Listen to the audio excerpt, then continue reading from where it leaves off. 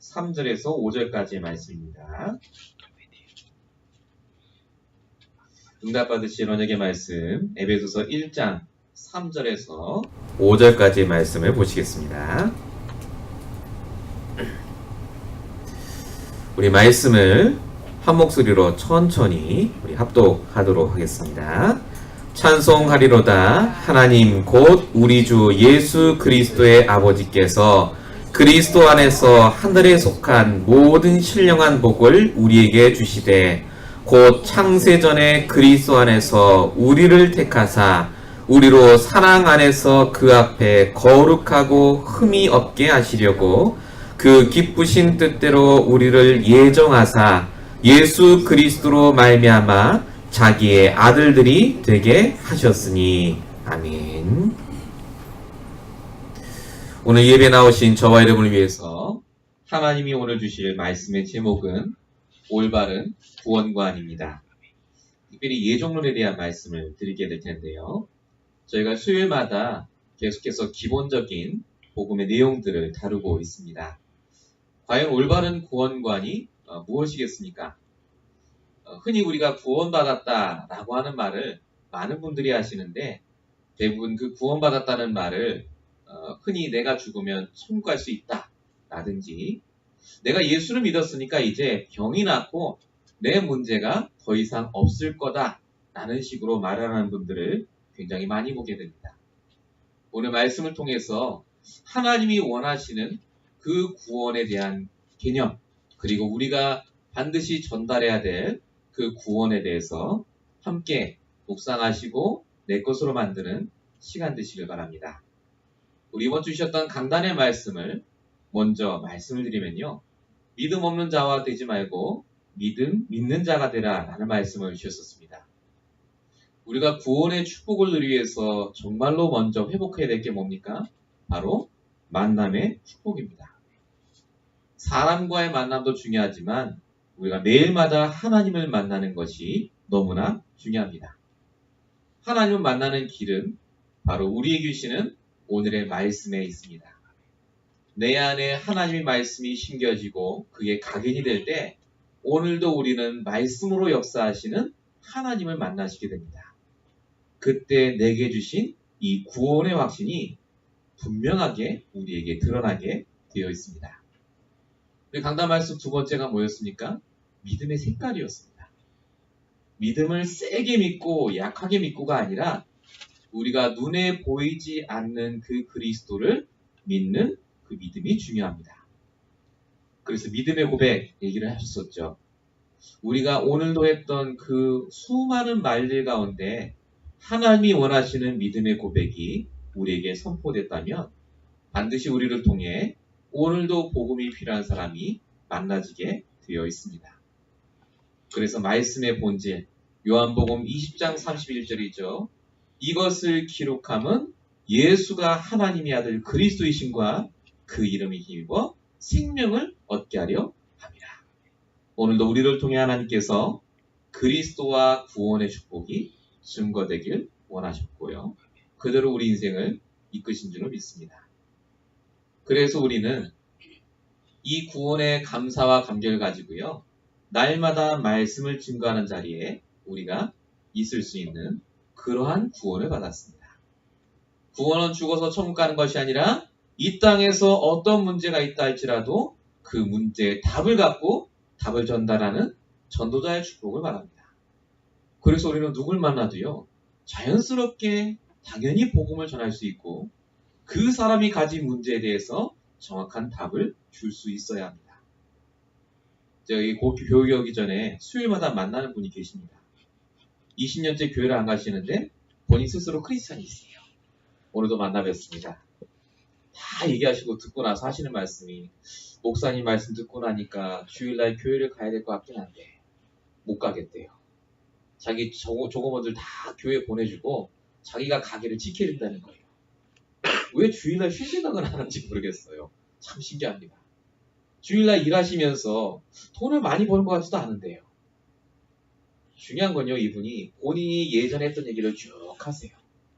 예전에 했던 식당 앞에 교회가 있었답니다. 큰 교회가 있었는데 그 교회에서 뭘 부탁하면 다 들어줬대요. 왜냐하면 자기는 교인이니까. 그럼 하나님이 축복하실 줄 알고. 근데 어느 날부터 그 교회가 미워지더래요. 왜 미워지느냐? 그 교회 다니는 애기 엄마들이 그 식당에 와서요. 아마 난장판을 폈나 봐요. 애기들 데리고 오면 그러잖아요. 그 다음부터 그분이 가게에 써붙였대요. 무슨 교인? 적은 건지 이렇게 시험 드신 거예요. 그 목사님한테 얘기했대요. 제발 그 교인들, 애기 가진 엄마들 여기 안 보내면 안 되겠냐면서. 네, 그 정도의 신앙을 갖고 계신 분입니다. 제가 매주마다 말씀을 전하는데요. 이분이 저한테 매주마다 하는 말이 있어요. 항상 새롭게 들린대요. 그동안 성경 그렇게 읽었는데. 교회 안 가는 대신 성경을 많이 읽으셨더라고요. 체험도 많이 하셨어요. 근데 지금은 시달리십니다. 식당 때문에 힘들고, 남편 때문에 힘들고, 자녀 때문에 힘들어요. 쉽게 말씀드리면 구원은 받았을지 몰라도 오늘 나와 함께하는 복음이 없으니까요. 힘들 수밖에 없는 거예요. 그 옆에 여자 종업원도 같이 앉아서 들었습니다. 웃더라고요. 저 다 누리는 줄 알았어요. 그래서 어떻게 지냈습니까? 했더니 그분도 시달렸어요. 한 주간 동안. 지금 한국에 갈까 미국에 있을까 고민하고 있더라고요. 모태신앙입니다. 그분도. 참 기가 막혀요. 복음을 1시간만 들어도요. 하나님 역사하십니다. 초대교회 성도들은 예수 그리스도를 영접하는 그 순간 나가서 그리스도의 증인이 되는데요. 수많은 사람들이 예수를 믿는다 하고 교회를 다닌다 하시지만 이 복음의 능력을 오늘 못 누리세요. 우리가 구원받았다는 말은요. 어마어마한 말입니다. 누구든 살릴 수 있고 누구든 답을 줄 수 있고 내 과거, 현재, 미래를 통해 살아계신 하나님을 증거할 수 있는 전도자로 바뀌었다는 말입니다. 그래서 우리가 이 자리에 지금 모인 줄로 믿습니다. 그래서 하나님이 우리에게 창세전에 우리를 작정하셔서 이 미국 땅까지 우리를 인도하시고 미국에 정말로 예수가 그리스도라고 하는 이 복음만 말할 자로 부르신 줄로 믿습니다. 그래서 우리가요 정말 축복받은 분들이 많습니다. 이 예정론이죠. 창세전에 우리를 예정하셨다. 요거 얘기할 때 많은 분들이 질문하는 것들이 있습니다. 만약에 하나님이 다 예정하셨으면 우리가 노력할 게 뭐가 있냐는 거예요. 그렇지 않겠습니까? 다 예정했는데 가만히 있어도 그대로 될 텐데. 또 어떤 분은 그러세요. 다 예정했으면 전도할 필요도 없지 않습니까, 목사님? 어차피 구원받을 사람 받을 텐데. 또 어떤 분은 이런 분이 제일 많아요. 다 작정했다면, 예정하셨다면 하나님이 그럼 보고 못 듣고 죽는 사람도 많잖아요.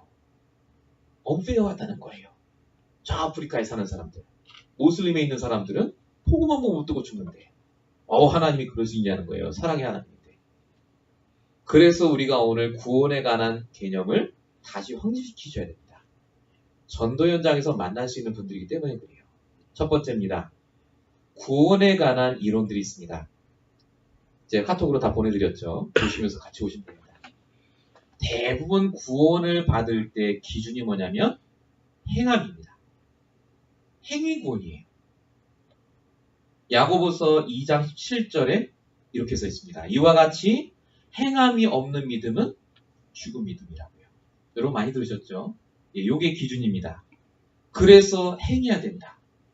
행하지 않으면 네가 받은 구원이 드러나지 않은 거다. 율법주의도 사실 이 행함 구원에서 행위 구원에서 많이 나옵니다. 특별히 교회 다니는 분들이 많이 그렇게 얘기하는 이유가 있습니다. 어떻게 교회 다니는 사람이, 구원받은 사람이 저렇게 행동하냐. 그 배경 지식이 어디서부터 나오냐면 바로 이 행위 구원에서부터 나옵니다. 내가 교회를 다닌다면 행함이 있어야 된다는 거예요. 이게 거의 90%입니다. 천주교, 모슬렘, 유대교 할 것 없이요. 종교의 90% 이상이 행함을 강조합니다. 대표적인 예가 유대교지만요. 천주교 얘기를 들어보겠습니다. 천주교에서 구원받는 방법 여러분 뭐 아시겠습니다만요. 거기서도 예수를 믿으면 구원받는다고 가르칩니다. 근데 그 다음이 있어요. 구원은 받는데 여전히 죄를 향한 속성이 남아있기 때문에 죄를 지면 회개해야 된다고 가르칩니다. 죄를 지면 안 되잖아요. 그러면 천국에 못 갑니다. 공로가 깎이거든요. 그래서 신부한테 가서 고해성사를 하는 겁니다. 그 고해성사를 해서 죄가 사해져야 되는데 만약에 내가 지은 죄보다 내가 공로가 작잖아요? 그럼 그 사람들은 죽어서 어디 가냐면 연옥이라는 데를 갑니다. 그 연옥이 어떤 데냐면 천국과 지옥 사이에 있는 중간 단계가 아니고요. 천국으로 가긴 갈 건데 좀 기다리는 정거장 같은 데예요. 그렇게 가르칩니다. 그래서 이 땅에서 공덕과 많은 선행을 해야 내가 예수 믿은 증거가 되는 거예요. 그래서 깨끗한 분들 굉장히 많습니다. 얼마나 착한 분들도 많으신지요. 근데 중요한 건요. 그 죄 문제를 해결하신 그리스도는 그래서 관계가 없어요. 십자가에서 내 죄 문제를 분명히 다 끝내셨거든요. 이게 인식이 안 되니까 사람을 정죄하고 판단하는데 내가 받은 구원을 이용하십니다. 교회 안에서 그래서 이런 천주교 같은 교회를요. 행함을 가지고 사람을 판단하기 시작하면 우리가 뭘 놓치죠? 은혜의 복음을 놓치십니다. 우리가 이 복음을 깨닫고 받은 것이 우리의 노력이 아닙니다. 우리 아버지 어머니가 교회를 다녔기 때문도 아니고요. 나라는 개인을 불러서 이 복음을 듣게 하신 것이 하나님의 은혜입니다. 디도서 3장 7절에서 8절에 보시면요. 우리로 그의 은혜를 힘입어 의롭다 하심을 얻어 하나님을 믿는 자들로 하여금 조심하여 선한 일을 힘쓰게 하려 합니다. 구원을 받았기 때문에 뭐가 선한 일인지가 보이는 겁니다. 사람들이 말하는 선한 행위가 아니라 하나님이 원하시는 선한 일과 그 행위가 우리를 통해 나오게 됩니다. 그래서 대부분 교회를 다니면 선한 행위를 해야 된다고 생각하는데 그거 자체가 사실은요. 잘못된 구원관에서부터 시작된 겁니다. 신인 연합설이라는 것도 있습니다. 인간과 하나님이 같이 연합해야 구원을 받는다는 사상입니다. 이런 생각하시는 분도 많아요. 하나님이 구원을 해주시지만 인간이 믿어야 된대요. 이렇게 얘기하는 분도 많습니다. 우리가 예수를 믿으면 내가 해야 될 부분이 있고 하나님이 하셔야 될 부분이 있대요. 저 이런 얘기하는 거 많이 들었습니다. 그 말이 맞습니까? 그럼 내가 얼마나 합니까, 일을? 내가 오늘도 내 힘으로 살아난 것 같습니다. 숨붙이고 계신 것 자체가요. 그 말 자체가 바로 이러한 사상에서 비롯됐습니다. 하나님이 100% 하신 겁니다. 우리의 생명까지요. 내 손가락 하나 움직이는 것도 하나님이 하신 거라니까요. 인간이 믿어줘야 합니까? 하나님이 그러면 애걸하게 막 간곡해야 우리가 구원을 얻습니까? 결국 이것도 행위구원입니다. 그래서 우리가 얘기하는 예정론이라고 하죠. predestination. 예정론이라고 하는 것이요. 교리가 아니라 실제 나를 돌아보시고 현장을 보시면 이 말이 맞아요.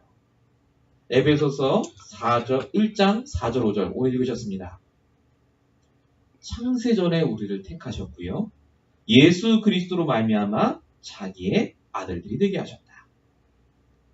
창세전에 우리를 택하셨기 때문에 이 복음을 듣게 하셨고 지금 이 말씀을 듣게 하십니다.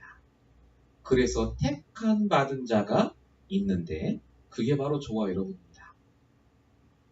저에게 지난주에 왜 한 분이 오셨었습니다. 세 가족이 우리 수장원 사님께서 같이 오셨었는데 어떻게 됐냐고 물어봐서 가셨다고 하더라고요. 또 민감한 반응을 보이셔갖고 어떻게 목사가 이런 뭐 차를 몰고 다닐 수 있느냐 아마 거기서 또 시작이 된 것 같아요. 뭐 차에 대해서는 저도 할 말이 많습니다만요. 중요한 건 갖고 있는 사상이죠. 복음보다 앞서는 것이 사람마다 있습니다. 그게 앞서 버리니까 복음이 아니라 그 사상이 나의 복음이 되어버리세요. 참 안타깝다 싶습니다. 좋은 차를 몰고 나쁜 차를 모는 게 목사의 기준이 아닙니다. 그게 정말 기준이라면요. 걸어 다녀야죠. 그게 정말 기준이라면 목사는 다 뻘겋고 다녀야 됩니다. 근데 우리의 기준은 하나님 주신 복음입니다. 물론 정말로 종교인으로서 공인으로서 해야 될 선이 분명히 있지만요. 상식적으로 그것은 분명히 우리가 응답받아야 되지만 제일 중요한 기준은 바로 하나님이 우리에게 주신 이 복음과 말씀입니다. 그래서 너무나 다른 기준으로 세상을 사는 분들이 많기 때문에요.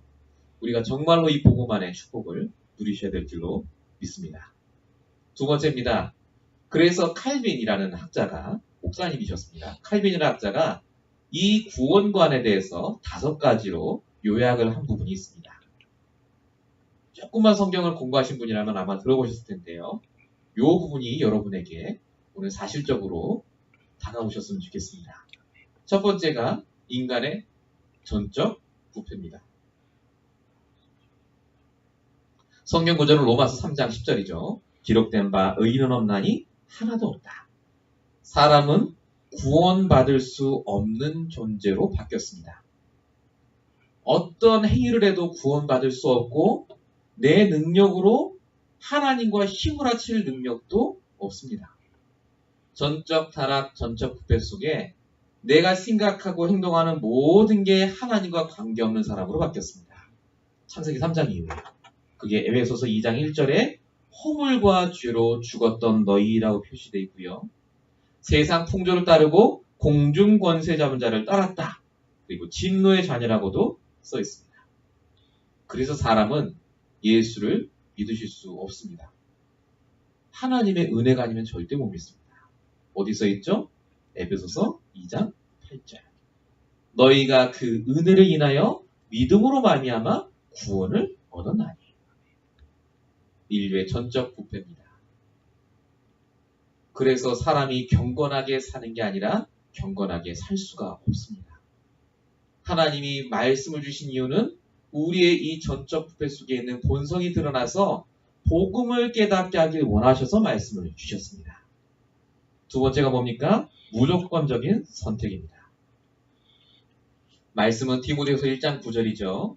하나님이 우리를 구원하사 우리의 행위대로 하심이 아니요 오직 자기의 뜻과 영원 전부터 그리스도 예수 안에서 우리 계신 은혜대로 하셨다.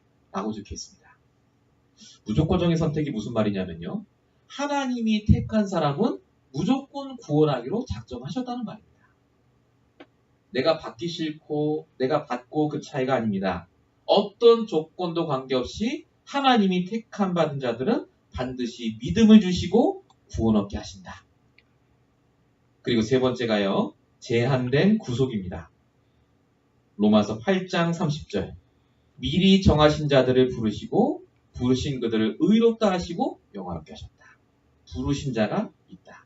모든 사람이 구원 얻기를 원하십니다. 하지만 하나님께서는요. 그 모든 사람이 구원 얻기를 원하는 중심을 갖고 부르신 자들을 따로 현장에 준비해 놓으셨습니다. 복음을 계속 전해도 안 듣는 분은 절대 안 듣습니다. 제가 예전에 주일학교 사역을 할 때요. 초등학교 아이들 전도를 한 적이 있습니다. 이 미국 현장이에요. 초등학교 아이들은 조금만 겁을 주면 영접합니다. 너희들 어디 갈 것 같아? 합니다. 제가 그때 뭘 모르니까요. 복음 편지 갖고 제가 복음 전하고 아이들 영접을 많이 시켰습니다. 근데 유독 한 아이가요. 끝까지 영접 기도를 안 하겠다는 거예요. 자기는. 엄마 아빠가 어디 다른 종교 다니냐? 아니래요. 무교예요. 아무것도 안 다닌대요. 근데 자기가 그 얘기를 듣는데 자기는 절대 하고 싶지 않다는 거예요. 안 하더라고요. 끝까지. 다른 애들 다 해도. 막 화를 내요. 저한테. 왜 여기 와서 이런 얘기 하냐면서 막 가요. 저는 옳은 줄 알았어요. 초등학교 아이인데. 제가 한국에서도 그런 경험을 몇 번 했거든요. 머리로는 잘 이해되지 않습니다. 어떤 사람 택하시고 그러면 택하지 않았다는 말이요. 근데 현장에서 전도하다 보시면요. 정말 있습니다. 제가 예전에 말씀드렸잖아요. 말기 암 환자 분인데 제가 아파트에 갔다니까요. 한국에서 소개받았어요.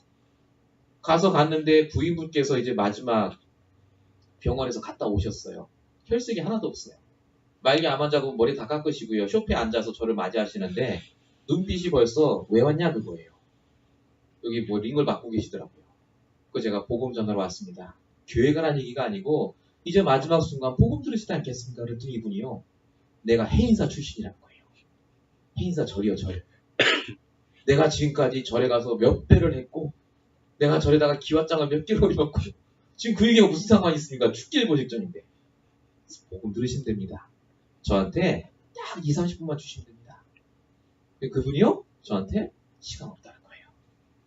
왜 없느냐? 지금 자기가 그동안 연락 못한 친구들한테 전화도 해야 되고 10년 정리를 해야 된대요. 은행도 가야 되고. 참 신기해요. 말기 암 환자, 곧 있으면 돌아가시는데. 야, 이분이요, 제가 몇 번을 얘기해도요, 안 들으세요. 부인이 차를 내왔습니다. 그랬더니요, 이런 거 왜 안 해요? 막 뭐라고 하세요. 이 땅을 왜 내야 하냐고. 제가 굉장히 무안했어요. 이분이요, 그 힘든데도 딱 일어나더니, 목사님 이제 가주셨으면 좋겠대요. 야, 그리고 제가 이제 문 밖으로 쫓겨났거든요. 소개인분한테 제가 전화를 드렸어요. 그분이 강원도에 계신 분이었습니다. 갔더니 저를 문전박대 하시던데요. 그랬더니, 그분이 아직도 정신을 못 차렸다면서요. 그분이 복음운동 하는 분인데요. 10년 넘게 기도하고 복음을 전했는데 복음을 안 들었대요. 사장님이시거든요. 한국에 공장 몇 개 있고. 부자니까 자기는 골프도 치고 건강하고 갑자기 암이 그렇게 발병이 돼서 좀 죽기 일보 직전까지 갔는데 안 들으신 거예요. 결국은 돌아가셨어요. 복음 한 번 못 듣고. 야, 진짜로요. 사람이 이성적으로 판단하라고 다 하셔도 이 복음에 반응을 보이지 않는 분이 현장에 정말 계시더라고요. 저거 이거 교리로만 제가 알 때는요, 잘 몰랐어요. 이상하다 했는데 현장 가서 해보니까 정말로 구원 얻기로 작정된 자는 복음을 들어요. 끝까지 안 듣는 사람 절대 안 듣습니다. 어떤 분은 제가요, 지방에서 이렇게 전도운동할 때 제가 한 분을 만나뵀습니다. 사람들이 모였길래 가서 전도를 했거든요. 했는데 사람들이 막 복음을 들어요. 너무 반응이 좋아요. 막 그래서 어떻게 되냐 막 다 하고 영접기도 할 쯤 되니까 갑자기 시간 없대요. 갑자기 일어나 가요. 힘이 쫙 빠졌어요, 제가. 근데요, 그 몇 명 중에 제일 안 듣던 사람이 있어요. 반짝반짝하게 생겨갖고 저쪽에서 뭘 계속 핸드폰 만지고 있던 분이요. 다 가는데 그 사람은 안 가요. 그래서 제가 안 가시냐 그랬더니 조금 더 얘기해보래요. 듣고 있었나 봐요, 핸드폰 하면서. 그분이 영접기도 하고 그날 영접하셨어요. 참 신기하더라고요. 아, 들을 사람이 있구나. 안 들을 사람은 절대 안 듣는구나. 그러면 들을 자가 있고 안 들을 자가 있으니까 구분하란 말이 아닙니다. 그게 누군지 몰라요, 저희가. 말씀을 듣고 은혜 받을 시간표에 있는 사람은 은혜를 받고 말씀을 듣는데요. 그 때가 언젠지 모르기 때문에 성경에 때를 얻든지 못 얻든지 복음 전하라고 써 있는 겁니다. 성경은 그래서요, 우리로 하여금 이 복음을 날마다 내가 누리고 날마다 증거하라고 말씀이 나오고 있습니다. 네 번째가 불가항력적 은혜입니다. 사도행전 13장 48절. 영생을 주시기로 작정된 자는 다 믿더라. 이걸 다른 말로 효과적인 구원이라고 합니다. 정확한 때에 정확한 날에 나를 부르셔서 이 복음을 깨닫게 하시고 하나님의 자녀로 만들어 주십니다. 그래서 전도는 하나님이 하시는 겁니다. 나는 이 복음을 누리고 있으면요, 이 은혜 복음 속에 있으면 이 불가항력적 은혜 속에 있는 사람을 어느 날 만나게 하십니다. 제가 아는 목사님께서 얘기를 하세요.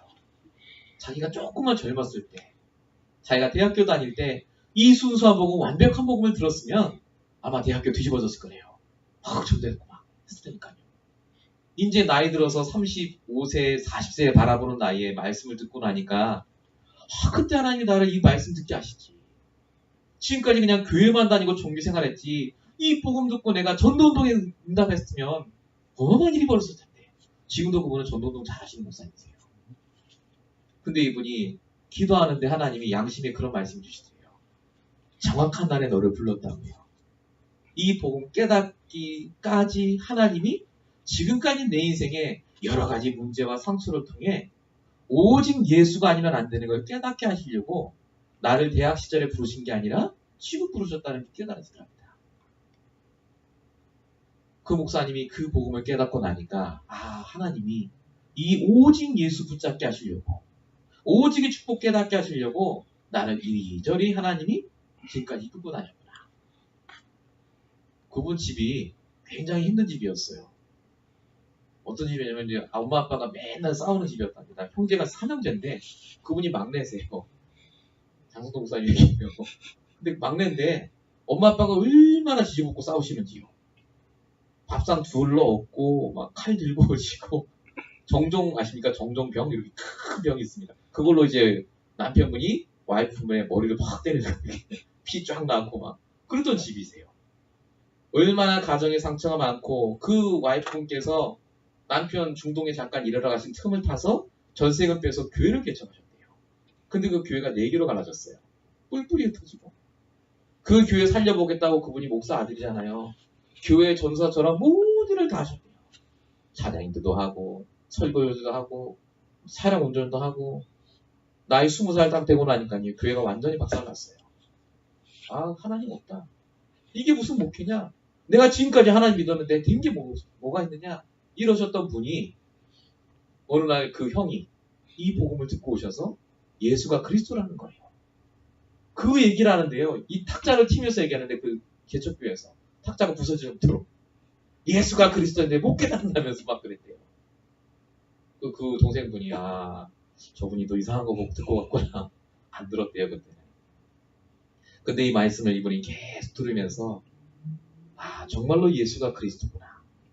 내가 지금까지 사단에게 속아서 가만 보니까 우리 어머니 아버지를 자기는 정말 미워했는데 어머니 아버지를 그렇게 만들 수밖에 없는 영적 존재, 그렇게 될 수밖에 없는 우리 가문의 영적인 흐름, 나 역시도 종교적인 행위 속에 있었지 진짜 복음 모르고 살았던 20년의 세월이 너무너무 가슴 아프게 아파왔고요. 펑펑 오셨다고 하더라고요. 그 이후부터 이분에게 하나님이 문을 열어주시는데요. 진짜 자기 같은 사람 만나게 하시고 가는 현장마다 복음 증거하게 하시고 생명 살리게 하시고요. 제가 그분은 간증을 쭉 들으면서 제 삶도 돌아보게 됐거든요. 저도 목사 아들입니다. 저도 나이 30대 때까지 교회 열심히 다녔습니다. 저희 아버님 심리경 목사님 개척교회 하셔갖고요. 교인이 100명까지 모였어요. 제가 여러분께 말씀은 잘 안 드렸습니다만 그때 큰 사고가 있었어요. 교인이 죽었어요. 그때 제 아버님도 교통사고로 크게 다치셨고요. 제가 그때 교회를 얼마나 원망했는지 아십니까? 하나님이 살아계시면 절대 이럴 수가 없다면서요. 자, 근데 제가 그 시간표를 지나서 이 복음을 만나고 나니까요. 그 사건과 그 상처가 없었다면 제가 지금 이 자리에 있지 않습니다. 오직 복음. 그게 영적인 문제인 걸 제가 몰랐을 거고요. 진짜 창세기 사상에 빠진 사람들을 제가 이해할 수 없었을 거고요. 진짜 오직 복음이 아니면 안 된다는 그 증거를 제가 몰랐을 겁니다. 지금 이 자리까지 여러분이 오신 이유가요. 말씀이 좋아서가 아닙니다. 하나님이 여러분을 구원하시고 지금 이 자리에 부르셨어요. 그래서 5번째가 성도의 궁극적 구원입니다. 고린도후서 1장 21절 22절입니다. 우리를 그리스도와 함께 너희와 함께 그리스도 안에서 굳건하게 하시고 기름 부으신 이가 하나님이시니 그가 또한 우리를 인치시고 보증해 하셔서 우리 마음에 성령을 주셨다 라고 써 있습니다. 이 구원은 하나님이 주셨기 때문에 절대 빼앗아갈 수 없습니다. 구원을 주신 분이 하나님 맞다면 구원 주신 자의 뜻이 있어요. 이걸 다른 말로 사명이라고 합니다.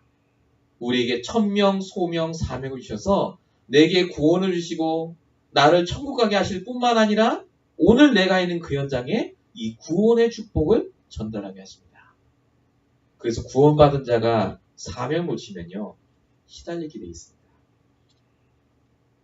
제가 예전에 동부에 훈련받으러 갔다가요 워싱턴 DC에 같이 이렇게 훈련받으러 오시는데 한 여자분을 만났어요.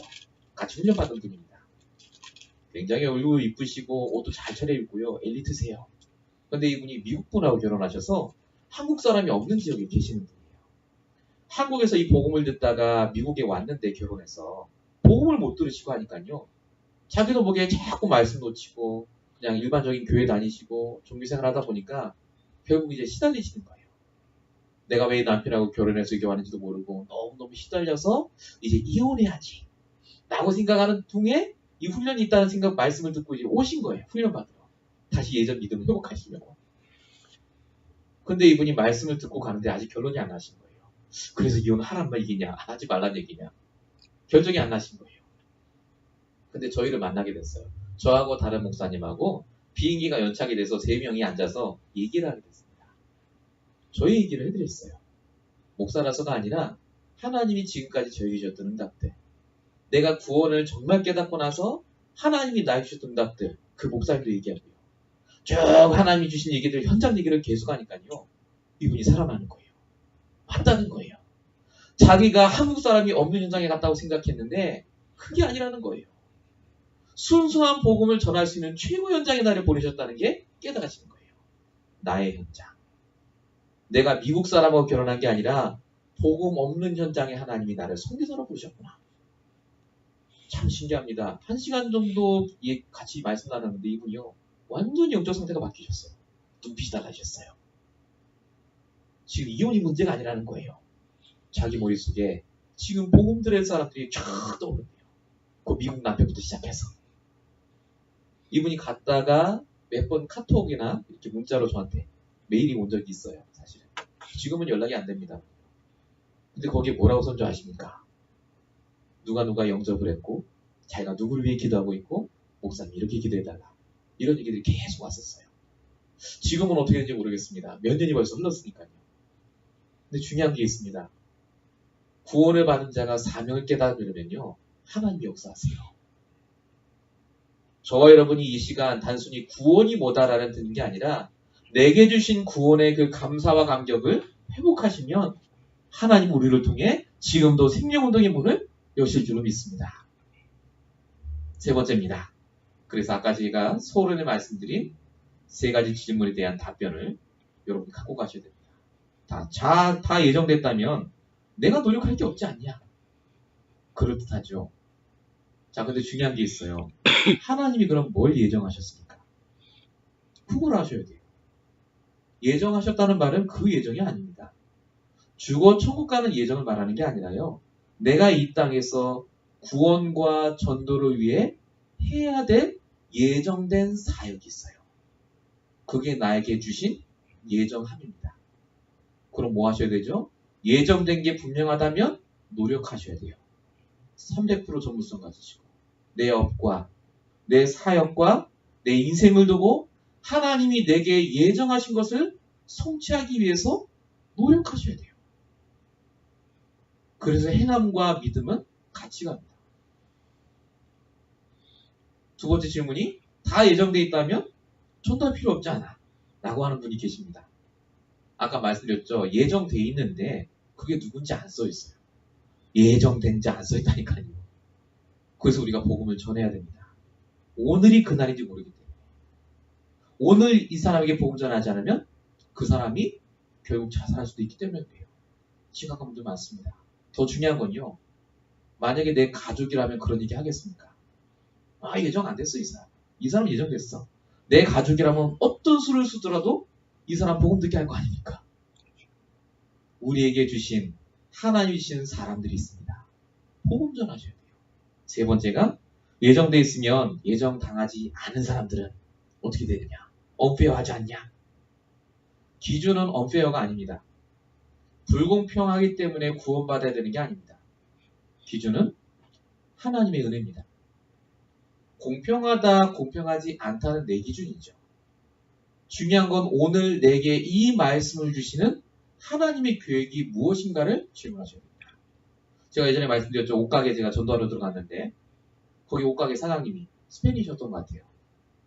당신이 여기서 전도하는데 저 아프리카나 모슬림 지역에 있는 사람들은 복음 못 듣지 않냐? 거기 가서 전도해라. 그러는 거예요. 언페어하다는 거예요. 똑같은 질문을 했습니다.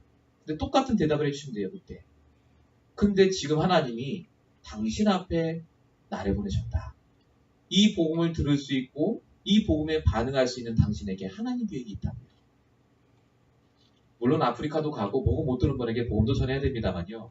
중요한 건 지금 내가 있는 그 현장입니다. 그래서 하나님의 은혜가 임한 그 현장에 나와 그 사람을 보내신 것이지 하나님 관점에서 보면 100% 다른 일입니다.